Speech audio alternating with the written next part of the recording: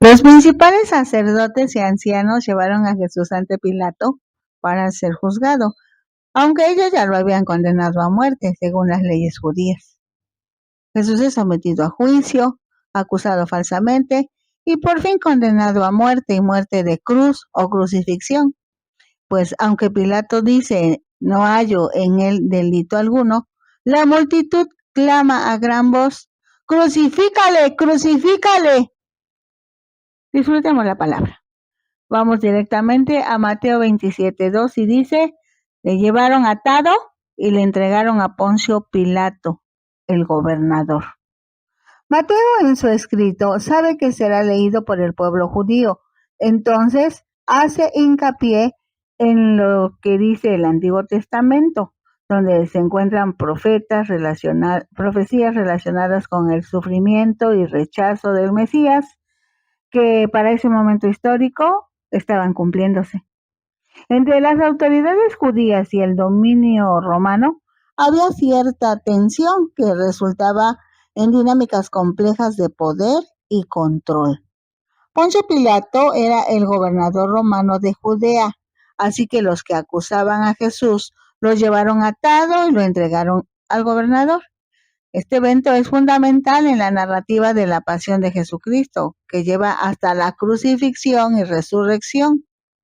Jesús, aunque estaba atado y era llevado, encarna una profunda humildad y propósito. Cuando se somete a este proceso, no está demostrando debilidad, sino está cumpliendo su misión: traer la salvación a la humanidad. Dice Juan 18:28, llevaron a Jesús de casa de Caifás al pretorio. Era de mañana y ellos no entraron en el pretorio para no contaminarse y así poder comer la Pascua. Caifás era el sumo sacerdote de ese momento. Presidía el Sanedrín, quien había interrogado a Jesús y lo había sentenciado. El pretorio tiene su origen en la República Romana. Era una tienda de campaña de un general romano dentro de un campamento militar. El término deriva del pretor, uno de los principales magistrados romanos durante la República. Al pasar el tiempo, el pretorio se transformó en la residencia del procurador o gobernador de una provincia romana y posteriormente en el cuartel general del emperador romano. El pretorio no solo era un lugar físico, sino que simbolizaba poder y autoridad imperial. Cuando dice que llevaron a Jesús de casa de Caifás al pretorio, debe entenderse que una delegación del Sanedrín nos llevó ante el gobernador romano Poncio Pilato, quien tenía autoridad para ejecutar a cualquiera bajo su jurisdicción. Como era el día en que se debía participar de la Pascua, los judíos no podían entrar a lugares propiedad de los gentiles porque se contaminarían ceremonialmente hablando. Juan 18:29 dice: entonces salió Pilato a ellos y les dijo: ¿qué acusación traéis contra este hombre? Pilato, como gobernador romano, se mostraba tolerante con las costumbres de los judíos. Enseguida lanza la pregunta obligada en el inicio de un juicio: ¿de qué delito se le acusa? Pero para las autoridades religiosas de los judíos era difícil de responder porque no tenían ninguna acusación válida ante el tribunal romano. Dice Juan 18:30, respondieron y le dijeron: si este no fuera malhechor, no te lo habríamos entregado. El objetivo de ellos era que Jesús muriera crucificado, pero como no tenían una acusación que ameritara semejante castigo, manipularon el sistema legal sin importar la verdad, lo que permite reflexionar ahora sobre la justicia y la integridad en medio de la injusticia. Deja descubierto la persecución religiosa, donde el poder político, en este caso representado por Pilato, es manipulado por la autoridad religiosa, los judíos, para eliminar a alguien que desafía su autoridad.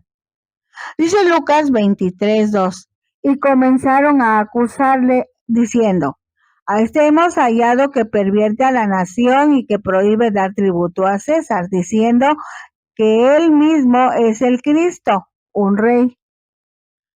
Todo esto es una acusación, pues aunque grandes multitudes seguían a Jesús, él no los incitaba a rebelarse contra Roma. Se opone al pago de impuestos, otra mentira, al decir afirma que él es el Cristo, un rey. Querían que se tomara como una sublevación, una rebeldía en contra del emperador romano. Jesús decía ser el Mesías, pero no un rey político o militar del tipo que los romanos estarían ansiosos de eliminar. Dice Juan 18:31, entonces les dijo Pilato, tomadle vosotros y juzgadle según vuestra ley. Y los judíos le dijeron, a nosotros no nos está permitido dar muerte a nadie, para que se cumpliese la palabra que Jesús había dicho, dando a entender de qué muerte iba a morir. En otras palabras, no hay acusación romana, no hay juicio romano. La razón es que los judíos no tienen autoridad para ejecutar a nadie. Queda claro que deseaban una ejecución y no un juicio justo. La restricción era importante, ya que de otra manera los que apoyaban a los romanos podían ser tranquilamente eliminados mediante ejecuciones locales, como sucedió más adelante la muerte de Esteban, pero por lo regular retenían el derecho de infligir la pena de muerte. La ejecución judía se aplicaba apedreando al culpable, pero la muerte de Jesús había de ser por crucifixión, mediante la cual llevaría la maldición. Por lo tanto, era necesario que los romanos, no los judíos, dieran muerte a Jesús. Realmente Dios estaba en control del proceso. Dice Juan 18:33. Entonces Pilato volvió a entrar en el pretorio y llamó a Jesús y le dijo, ¿eres tú el rey de los judíos? Esta pregunta es lo primero que Pilato dice a Jesús, pues si un individuo aceptaba esa afirmación, sería una amenaza a la autoridad del Imperio Romano y por lo tanto resultaba un delito, porque entonces Jesús sería un rebelde. Dice Juan 18:34. Jesús le respondió, ¿dices tú esto por ti mismo o te lo han dicho otros de mí? Ahora bien, si el planteamiento de que Jesús era el rey de los judíos lo había sugerido Pilato, bien podría considerarlo alborotador de las masas y peligro para el imperio, pero si se había originado entre los judíos, el significado era diferente. La pregunta entonces sería, ¿eres el rey mesiánico? Juan 18:35 dice, Pilato le respondió, ¿soy yo acaso judío? Tu nación y los principales sacerdotes te han entregado a mí. ¿Qué has hecho? ¿Acaso soy yo judío? Quiere decir, este es un asunto que no me toca atender porque es asunto de los judíos. ¿Qué has hecho? Cuando Pilato se entera de que Jesús ha sido entregado por su propio pueblo, representado por sus autoridades religiosas, trata de entender la naturaleza de los cargos que se le imputan a Jesús. Se desconcierta y de cierta manera se frustra porque no tiene una acusación clara en donde se pueda aplicar la ley romana. Se percibe la tensión entre el poder político romano y las autoridades religiosas judías. Pilato se siente atrapado en un conflicto que no comprende completamente. Lo que sí sabe es que Jesús es visto como alguien que ha ganado adeptos desde el punto de vista religioso en su propio pueblo. Así que la entrega de Jesús es más un asunto de rivalidades internas que de justicia. Otro aspecto importante es que Jesús mantiene la calma, consciente de que su sufrimiento es parte de un plan divino más grande, que traspasa las fronteras culturales y religiosas, ofreciendo salvación a todos, independientemente de su origen. Dice Juan 18:36, respondió Jesús, mi reino no es de este mundo. Si mi reino fuera de este mundo, mis servidores pelearían para que yo no fuera entregado a los judíos, pero mi reino no es de aquí. Jesús admite que tiene un reino, pero no es el tipo de reino que tiene soldados para pelear. No fue establecido y tampoco se sostiene por la fuerza militar. Quiere decir, su reino no se basa en la violencia o la fuerza, sino en el amor, el servicio, la verdad. O sea, se establece en los corazones de aquellos que aceptan su amor y verdad. Entonces, hasta hoy, Jesús deja ver que los creyentes viven de acuerdo con los principios del reino de Dios, que incluyen el amor al prójimo, el perdón y la búsqueda de la justicia, debiendo enfocarse en lo espiritual y no en lo material. Dice Mateo 27:11. Jesús, pues, estaba en pie delante del gobernador, y éste le preguntó, diciendo, ¿eres tú el rey de los judíos? Y Jesús le dijo, tú lo dices. Juan 18:37 dice, le dijo entonces Pilato, luego, ¿eres tú rey? Respondió Jesús, tú dices que yo soy rey. Yo para esto he nacido, y para esto he venido al mundo, para dar testimonio a la verdad. Todo aquel que es de la verdad, oye mi voz. Jesús reconoce su realeza, confirma que su reino no se basa en el poder político o militar, sino en la verdad. Su misión es dar testimonio de la verdad, lo que implica que su reinado se fundamente en principios de verdad, justicia, amor y redención. Cristo afirmó que había venido del cielo para hablar de la verdad, para dar testimonio de la verdad. Por esta razón, es el único que puede explicar el propósito y el porqué de la existencia humana. La verdad se encarnó en una persona, Cristo Jesús, y conociéndole a Él se puede conocer la verdad, porque Jesucristo es la verdad. Dice Juan 18:38, le dijo Pilato, ¿qué es la verdad? Y cuando hubo dicho esto, salió otra vez a los judíos y les dijo, yo no hallo en él ningún delito. Las palabras de Jesús impresionaron a Pilato, pero salió de inmediato, dejando a la única persona que realmente podría haberle contestado esa pregunta y habría cambiado su vida para siempre. Desafortunadamente la situación de Pilato se complicó, pues le dio la espalda al que pudo haberle ilustrado sobre la verdad, así que era vulnerable ante aquellos que amaban mentira, los que acusaban a Jesús. El error de Pilato fue consultar con las autoridades religiosas de los judíos, pues eran ellos los que tenían sed de la sangre de Jesús. Pilato buscaba acomodarse a la situación política y social que más le convenía, lo que les llevó a practicar la injusticia, pues aunque quería ser neutral, en ese asunto precisamente era imposible permanecer al margen de la toma de decisiones, ya que estaba con Cristo o estaba en su contra. No había término medio. Mateo 27:12 dice, y siendo acusado por los principales sacerdotes y por los ancianos, nada respondió.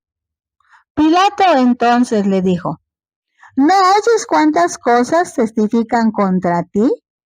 Pero Jesús no le respondió ni una palabra, de tal manera que el gobernador se maravillaba mucho. A pesar de las acusaciones, Jesús no responde a las preguntas de Pilato, lo que deja a Pilato asombrado y sin palabras.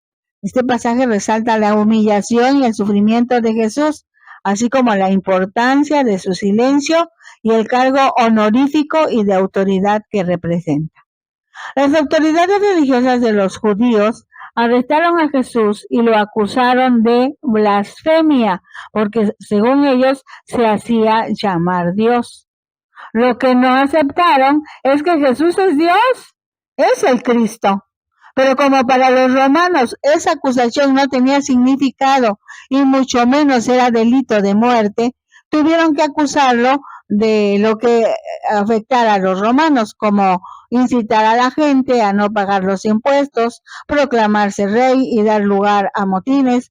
Como ya dijimos, eran acusaciones falsas, pero los religiosos quebrantaron varios mandamientos con el fin de conseguir su objetivo, matar a Jesús. El profeta Isaías, unos 800 años antes, había profetizado respecto del Mesías. Dice, angustiado él y afligido, no abrió su boca. Como cordero fue llevado al matadero, y como oveja delante de sus trasquiladores, enmudeció y no abrió su boca. Está en Isaías 53:7. Dice Lucas 23:5. Pero ellos porfiaban diciendo: alborota al pueblo, enseñando por toda Judea, comenzando desde Galilea hasta aquí. Entonces Pilato, oyendo decir Galilea, preguntó si el hombre era Galileo, y al saber que era de la jurisdicción de Herodes, le remitió a Herodes, que en aquellos días también estaba en Jerusalén. Herodes, viendo a Jesús, se alegró mucho porque hacía tiempo que deseaba verle, porque había oído muchas cosas acerca de él y esperaba verle y hacer alguna señal. Y le hacía muchas preguntas, pero él nada le respondió. Y estaban los principales sacerdotes y los escribas acusándole con gran vehemencia. Herodes Antipas es mencionado en el Nuevo Testamento, donde se le atribuye la ejecución de Juan el Bautista. Juan lo reprendió por su matrimonio con Herodías, quien era esposa de su medio hermano, lo que dio lugar al encarcelamiento de Juan y después su decapitación. La sede de Herodes estaba en Tiberias, en la ribera del mar de Galilea, pero había viajado a Jerusalén para estar en la fiesta de la Pascua.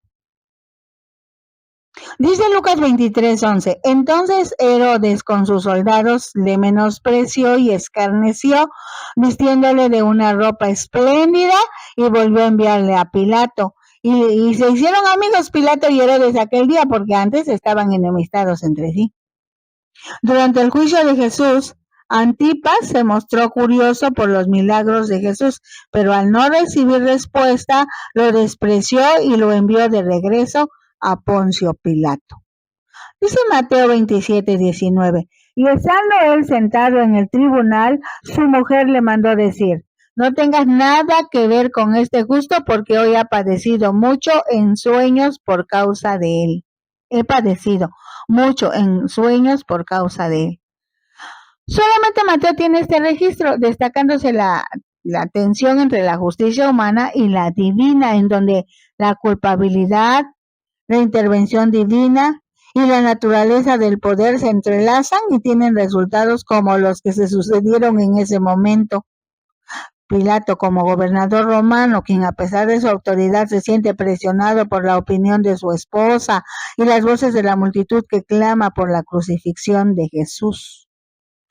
Dice Lucas 23:13, entonces Pilato, convocando a los principales sacerdotes, a los gobernantes y al pueblo, les dijo: me habéis presentado a este como un hombre que perturba al pueblo, pero habiéndole interrogado yo delante de vosotros, no he hallado en este hombre delito alguno de aquellos de que le acusáis. Y ni aun Herodes, porque os remití a él, y aquí nada digno de muerte ha hecho este hombre. Le soltaré, pues, después de castigarle. Azotar a un prisionero después del juicio, incluso cuando se le declaraba inocente, era algo habitual. Lo que se pretendía era hacerle pensar sobre la necesidad de observar buena conducta antes de que pudiera ser llevado nuevamente ante el tribunal. El judaísmo rechazó a Jesús. Un grupo realmente pequeño estaba acusando y exigiendo la muerte de Jesús. Seguramente eran más los que habían creído y recibido ayuda de parte de Jesús.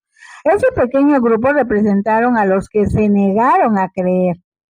Lucas, en su escrito, repitió la impecabilidad de Jesús, tal como lo profetizó Isaías, allá en Isaías 53, en la segunda parte, versículo 9, segunda parte. Nunca hizo maldad, ni hubo engaño en su boca.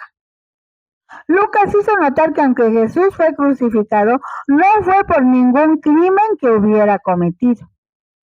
Dice Lucas 23:17, y tenía necesidad de soltarles uno en cada fiesta. Ahora bien, en el día de la fiesta les soltaba un preso, cualquiera que pidiesen. Eso lo dice Marcos 15:16. Y había uno que se llamaba Barrabás, pero preso con sus compañeros de motín que habían cometido homicidio en una revuelta. Y viniendo la multitud, comenzó a pedir que hiciese como siempre les había hecho. Y Liberar a un preso en el día de la Pascua simbolizaba la liberación y la gracia. La multitud exige la liberación de un prisionero, según la costumbre. Y Pilato les respondió diciendo: ¿queréis que os suelte al rey de los judíos? Porque conocía que por envidia le habían entregado los principales sacerdotes. Pilato pensó que las multitudes que unos días antes habían aclamado a Jesús en su entrada a Jerusalén, optarían por pedir su liberación. Por eso se refiere a él como el rey de los judíos. No hay duda de que es una aberración comparar a Jesús con un revolucionario asesino como Barrabás. Pero aparte de eso, todo el proceso que Pilato siguió a partir de aquí fue completamente injusto. Notemos que el gobernador planeaba liberar a Jesús como un acto de gracia, cuando en realidad debería haberlo hecho como un acto de justicia, puesto que hacía un momento había declarado que no encontraba ningún delito en él. La historia de la elección de Barrabás, un criminal, en lugar de Jesús, el justo, es un recordatorio de la necesidad de discernimiento y de justicia en las decisiones. Dice Marcos 15:11, mas los principales sacerdotes incitaron a la multitud para que le soltase más bien a Barrabás. Juan, en el capítulo 18, versículo 40, dice: entonces todos dieron voces de nuevo diciendo: no a este, sino a Barrabás, y Barrabás era ladrón. Lucas, en el capítulo 23, versículo 18, también lo expresa: mas toda la multitud dio voces a una diciendo: fuera con este y suéltanos a Barrabás. Mateo 27:21 se lee: y respondiendo el gobernador les dijo: ¿a cuál de los dos queréis que os suelte? Y ellos dijeron: a Barrabás. Resulta muy triste ver cómo las multitudes pueden llegar a ser tan volubles. Tan solo unos días antes habían recibido con entusiasmo al Señor en su entrada en Jerusalén al clamor de Hosana, bendito el que viene en el nombre del Señor, el Rey de Israel, mientras que ahora gritaban frenéticamente pidiendo su muerte. La ley establecía que debía ocurrir en un juicio, o lo que debía ocurrir en un juicio, dice Éxodo 23:2. No seguirás a los muchos para hacer mal, ni responderás en litigio inclinándote a los más para hacer agravios. Pilato había quedado preso de su propia supuesta sabiduría y estaba a punto de cometer una terrible injusticia, porque ante su sorpresa, las multitudes eligieron claramente a Barrabás, un criminal notorio. No deja de ser irónico que Barrabás, un hombre culpable de sedición y homicidio, fuera el elegido por las autoridades judías para ser puesto en libertad, mientras que Jesús, al que habían acusado falsamente de los mismos cargos, sea el que ellos piden para ser crucificado. En este punto Pilato debía elegir entre Jesús, a quien había declarado inocente, y Barrabás, de quien se sabía a ciencia cierta que era culpable. Dice Mateo 27:22. Pilato les dijo: ¿qué pues haré de Jesús, llamado el Cristo? Todos le dijeron: sea crucificado. Y el gobernador les dijo: pues, ¿qué mal ha hecho? Pero ellos gritaban aún más, diciendo: sea crucificado. Y Lucas 23:20 registra: les habló otra vez Pilato, queriendo soltar a Jesús, pero ellos volvieron a dar voces diciendo: crucifícale, crucifícale. Él les dijo por tercera vez: pues qué mal ha hecho este. Ningún delito digno de muerte he hallado en él. Le castigaré, pues, y le soltaré. Mas ellos instaban a grandes voces, pidiendo que fuese crucificado. y las voces de ellos y de los principales sacerdotes prevalecieron. Una vez que Barrabás fue liberado, Jesús ocupó la cruz que había sido preparada para él. Esta circunstancia provee de un ejemplo perfecto de la doctrina cristiana de la sustitución.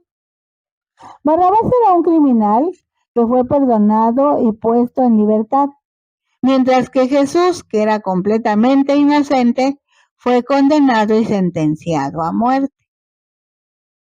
Esto es lo que ocurre en la salvación de cada persona. Todos los humanos por naturaleza somos como Barrabás y merecemos la ira y la condenación de Dios. Sin embargo, se ofrece la libertad porque otro pagó por cada ser humano. Búsquennos en Ventana Virtual Cristiana Radio de Yucatán, junto con otras radiodifusoras. Estamos divulgando la palabra. También nos encuentran en las redes TikTok, Instagram, YouTube, Facebook, Spotify, como Disfrutando la Palabra con Rosadel Hernández. Bendiciones.